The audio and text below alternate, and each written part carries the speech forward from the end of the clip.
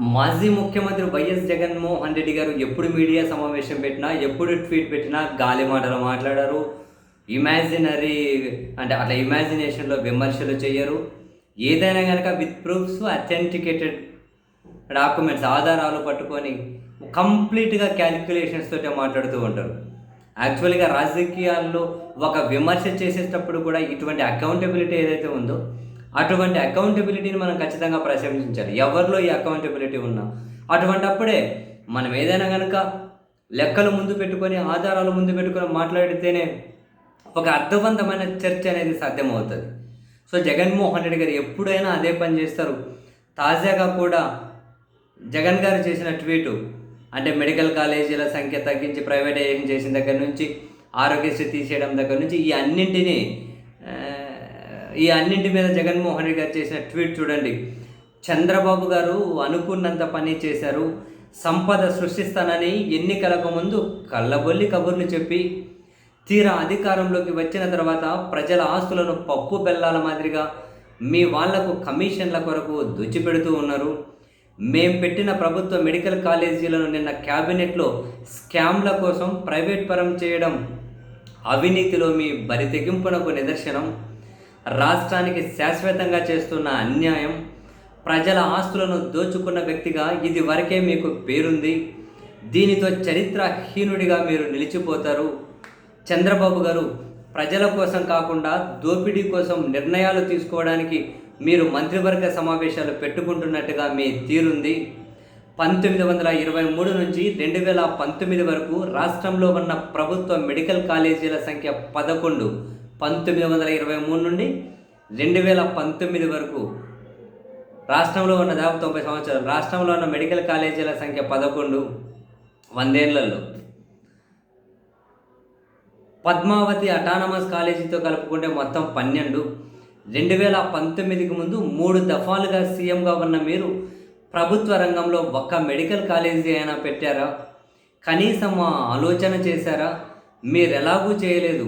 కనీసం మా 5 ఏళ్ళ అతి కొద్ది కాలంలో మేము పెట్టిన 17 కాలేజీల్లో 5 కాలేజీలు పూర్తి అయి క్లాసులు కూడా ప్రారంభమయ్యాయి.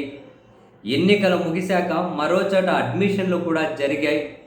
మిగిలిన పనులు మీరు బాధ్యతగా ముందుకు తీసుకెళ్ళి ఉంటే గత ఏడాది మరో 5, ఈ ఏడాది మరో 7 కాలేజీల్లో కూడా క్లాసులు స్టార్ట్ అయ్యేవి కదా.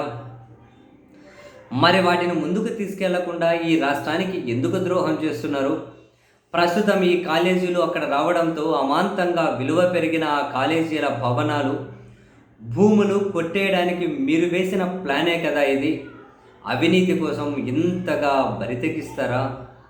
మా ప్రభుత్వం వచ్చే నాటికి రాష్ట్రంలో ఉన్న ఎంబీబీఎస్ సీట్లు 2360. ఈ కొత్త మెడికల్ కాలేజీల ద్వారా మరో 2550 పెరిగి 4910కి చేరుకుంటాయి. మేం పూర్తి చేసి క్లాసులు ప్రారంభించడంతో కొత్తగా సుమారు 800 సీట్లు భర్తీ కూడా అయ్యాయి. వైద్య విద్యలో ఇది ఒక అద్భుతమైన కార్యక్రమం అయినప్పుడు దీన్ని దెబ్బతీయడం ఎంతవరకు సమంజసం?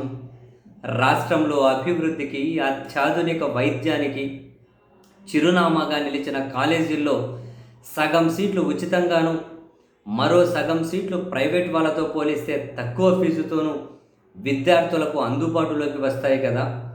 కళ్ళ ముందే ఫలితాలు కనిపిస్తూ ఉన్నా ఈ కాలేజీలను ఎందుకు నాశనం చేస్తున్నారు? ఇక్కడ సరిపడా మెడికల్ సీట్లు లేకపోవడంతో తమ పిల్లలను డాక్టర్లుగా చూడాలనుకుంటున్న తల్లిదండ్రులు ఎన్నో వెయ్య ప్రయాసల కోర్చి ఇక్కడ ప్రైవేట్ మెడికల్ సీట్లు కొనే స్తోమత లేక ఉన్న కొద్దిపాటి ఆస్తులు అమ్మి ఇతర రాష్ట్రాలకు, జార్జియా, ఉక్రెయిన్, రష్యా, ఫిలిప్పీన్స్ లాంటి ఇతర దేశాలకు పంపిస్తున్నమాట వాస్తవం కదా. ఇలాంటి పరిస్థితుల్లో కూడా పులివెందుల కాలేజీకి ఎన్ఎంసీ మెడికల్ సీట్లు ఇస్తే వద్దంటూ మీరు లేఖ రాసినప్పుడే మీ కుట్రేంటో బయటపడింది. చంద్రబాబు గారు పేదలకు ఆ జిల్లాల్లోనే ఉచితంగా సూపర్ స్పెషాలిటీ సేవలు అందాలన్న గొప్ప ఉద్దేశాన్ని నిలువున దెబ్బ కొడుతున్నారు కదా. ప్రతి జిల్లాలోనూ వైద్య ఆరోగ్య రంగంలో ప్రైవేట్ ఆసుపత్రులకు దీటుగా ప్రభుత్వ రంగం కూడా ఉండాలని అక్కడే ఈ కొత్త కాలేజీల వల్ల అందుబాటులోకి వచ్చే ప్రొఫెసర్లు, అసిస్టెంట్ ప్రొఫెసర్లు, పీజీ స్టూడెంట్లు, వివిధ రంగాల్లో ఫ్యాకల్టీలు, సూపర్ స్పెషాలిటీ సేవల కారణంగా మంచి మెడికల్ విద్యతో పాటు ప్రజలకు కూడా వైద్యం ఉచితంగా అందుబాటులో ఉంటుందని, అంతేకాకుండా ప్రభుత్వ రంగం, ప్రైవేట్ ఆసుపత్రులు ఈ రెండు సమతుల్యతతో స్వయం సమృద్ధితో పనిచేస్తాయన్న కనీస జ్ఞానం లేకుండా లంచాల కోసం, కమిషన్ల కోసం కక్కుర్తితో ప్రజల ఆస్తులను ఇలా మీ వాళ్లకు పందేరం చేస్తారా? ఈ రాష్ట్రం మీ జగీర్ అనుకుంటున్నారా? ఎప్పటికీ మీరే కుర్చీలో ఉంటారని కలలు కంటున్నారా? రాష్ట్ర ప్రజలకు సంజీవని లాంటి ఆరోగ్యశ్రీని కూడా మీరు బ్రతకనివ్వలేదు కదా చంద్రబాబు గారు. ఈ 15 నెలల కాలంలో నెట్వర్క్ ఆసుపత్రులకు ఇవ్వాల్సిన దాదాపు 300 కోట్లు, అంటే 15 నెలల్లో 4,500 కోట్లకు గాను కేవలం 600 కోట్లు మాత్రమే ఇచ్చి దాదాపు 4,000 కోట్లు ఎగ్గొట్టి పేదవాడి ఆరోగ్య భద్రతను భ్రష్టు పట్టించారు. వైద్యం ఖర్చు 1000 దాటితే 3,257 ప్రొసీజర్లకు ఉచిత వైద్యం అందించేలా, 25 లక్షల వరకు ప్రభుత్వమే ఉచితంగా భరించేలా ప్రజల కోసం తీసుకువచ్చిన గొప్ప ఆరోగ్యశ్రీని నాశనం చేశారు. చివరికి ఆపరేషన్ చేయించుకున్న వ్యక్తికి ఆ విశ్రాంతి సమయంలో నెలకు 5,000 అందించే ఆరోగ్య ఆసనాను కూడా సమాధి చేశారు. దీనికి సంవత్సరానికి ఇవ్వాల్సిన 450 కోట్లు, ఈ 15 నెలలకు గాను దాదాపు 600 కోట్లు పూర్తిగా ఎగ్గొట్టేశారు. ఆరోగ్యశ్రీ బాధ్యత నుంచి మీరు తప్పుకొని ప్రైవేటుకి ఇవ్వడం అదో ఘనకార్యంగా ప్రచారం చేయించుకోవడం సిగ్గనిపించడం లేదా? మా ప్రభుత్వ హయాంలోనే సంవత్సర ఆదాయం 5 లక్షల లోపు ఉన్న వారందరికీ వర్తింపు చేయడం ద్వారా మొత్తంగా రాష్ట్రంలో 95% కుటుంబాలను ఆరోగ్యశ్రీ పరిధిలోకి తీసుకురావడం జరిగింది. ఇది వాస్తవం కదా? ఇక మీరు కొత్తగా చేసేదేముంది? మీ ఎల్లో మీడియాలో మోసం చేయడానికి డబ్బా కొట్టుకోవడం ఏంటి? ఒక్కో చోట ఒక్కో మాదిరిగా మోసం చేసేందుకు ప్రచారం చేస్తున్నారు. అసలు మీ ఇన్సూరెన్స్ పథకం పరిధి 2.5 లక్షలకేనా లేక 25 లక్షలకా? అసలు ఈ 3,257 ప్రొసీజర్లు అంటే ఆపరేషన్ల ఖర్చు 25 లక్షల దాకా ఉచితం అంటే అప్పుడు ప్రభుత్వం కట్టాల్సిన ప్రీమియం 5,000 కోట్లు దాటుతుంది. ఇక్కడ ఆరోగ్యశ్రీ కింద 3,600 కోట్లు ఖర్చు చేయడానికి మనసు లేని మీరు 5,000 కోట్లు ప్రీమియంగా ఖర్చు చేస్తారా? ఇది నమ్మదగ్గ విషయమేనా? అంటే దీని అర్థం మళ్ళీ మోసమేనా? ఒక బాధ్యతగా ప్రభుత్వం చేసే పనికి, ప్రైవేట్ కంపెనీలు చేసే పనికి తేడా ఉంటుంది కదా చంద్రబాబు గారు. దేశంలో అనేక ఆరోగ్య బీమా సంస్థల నుంచి క్లెయిముల పరిష్కారంలో వస్తున్న ఇబ్బందులు తెలియనివా? లాభాలు లేకుండా వారు ఇన్సూరెన్స్ వ్యాపారం చేస్తారా? కోవిడ్ లాంటి మహమ్మారి వచ్చినప్పుడు అన్ని ఆరోగ్య బీమా కంపెనీలు, ప్రైవేట్ ఆసుపత్రులు చేతులెత్తేస్తే రాష్ట్ర ప్రభుత్వమే ఆరోగ్యశ్రీ కింద ఉచితంగా చికిత్స అందించింది. ఇప్పుడు అసలు అలాంటి వెసులుబాటు ఉంటుందా? చికిత్సల జాబితాలో లేకపోయినా ఏ కొత్త వ్యాధి అయినా ప్రభుత్వం తన విచక్షణ అధికారాన్ని ఉపయోగించుకొని వెంటనే ఆరోగ్యశ్రీ కింద చికిత్సలు అందించే అవకాశాన్ని ప్రజలు ఇప్పుడు కోల్పోతారు కదా. కేవలం ప్రీమియం పేరిట మీ మనుషులకు చెందిన కంపెనీలకు దోచిపెట్టడానికి మీ ఈ నిర్ణయాలంటున్న ఆరోపణలకు మీ దగ్గర సమాధానం ఏంటి?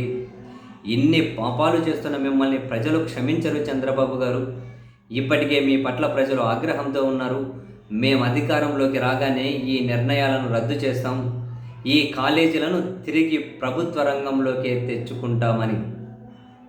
అండ్ జగన్ గారు మరికొన్ని డీటెయిల్స్ అటాచ్ చేశారు. ఆరోగ్య ఆసరా కింద 2019 నుంచి 20 వరకు ఎంతమంది లబ్ధిదారులను ఆదుకున్నారు, ఎన్ని కోట్లు ఖర్చు పెట్టారు? అట్లా 19 నుంచి 24 వరకు ఆరోగ్య ఆసరా కింద 24,59,090 మంది లబ్ధిదారులుంటే 1,466 కోట్ల రూపాయలు ఖర్చు పెట్టారు. ఆరోగ్యశ్రీతో వైఎస్ జగన్ భరోసా 2019 నుంచి 24 వరకు ఏ సంవత్సరం ఎంతమంది రోగులు అని చెప్పి ఆ డీటెయిల్స్ అన్నీ కనుక పెట్టారు. అండ్ అదే కాకుండా కోవిడ్లో ప్రజలకు ఆరోగ్య చికిత్స పొందిన రోగుల సంఖ్య 2,06,721. కరోనా చికిత్స కోసం ఖర్చు చేసిన నిధులు 744 కోట్లని. ఆరోగ్యశ్రీతో వైఎస్ జగన్ భరోసా 19 నుంచి 24 వరకు లక్షల మంది ఎన్ని వేల కోట్లు ఖర్చు పెట్టారు బాబోయ్. 19-20 ఏమో 1,692, 20-21 ఏమో 1,908 కోట్లు, 21-22 2,715 కోట్లు, 22-23 3,335 కోట్లు, 23-24 13,004 కోట్లు ఖర్చు పెట్టారు. ఆ విద్యా వైద్యంలో జగన్మోహన్ రెడ్డి గారు అద్భుతంగా చేశారులేండి పాపం. అంటే విత్ డీటెయిల్స్ తోటే ఉంటాయి చూడండి, ఏది చేసినా పోస్ట్ చేసినా కూడా.